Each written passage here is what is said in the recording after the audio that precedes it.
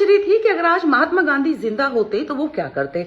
जिस तरह से पहलगांव में हिंदुओं को टारगेट करके आतंकवादी ने मारा, तो उसके एवज में मोदी सरकार ने पाकिस्तान के साथ सिंधु जल संधि जो थी उसको सस्पेंड कर दिया। तो महात्मा गांधी क्या करते, वो मोदी सरकार के खिलाफ ना आमरण अनशन पर बैठ जाते जब तक मोदी सरकार जो पाकिस्तान के खिलाफ जो सस्पेंशन लिया है ना उसको वापस नहीं ले लेते।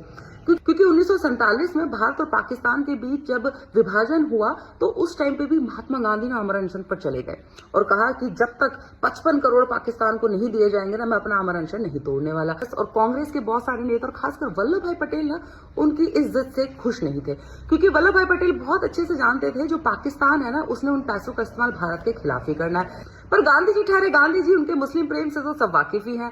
वो गांधी ना जब पाकिस्तान को 55 करोड़ रुपए देने की जिद पर अड़ गए और आमरण अनशन पर चले गए तो उनके बिरला हाउस के बाहर ना कुछ नारे लगते थे। वो नारे थे, वो मरते हैं तो मरने दो।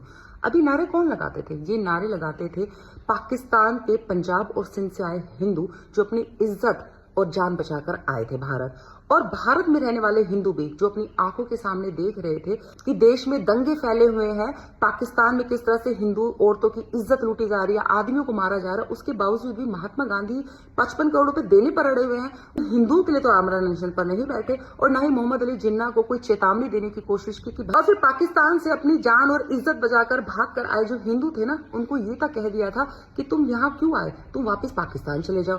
और हिंदुस्तान में रहने वाले जो मुसलमान थे उनको ये कहा कि भाई जो मुसलमान हिंदुस्तान में रहना चाहता है वो रह ले और जो जाना चाहता है वो जाए, हिंदुस्तान आज भी उन्हीं का घर है।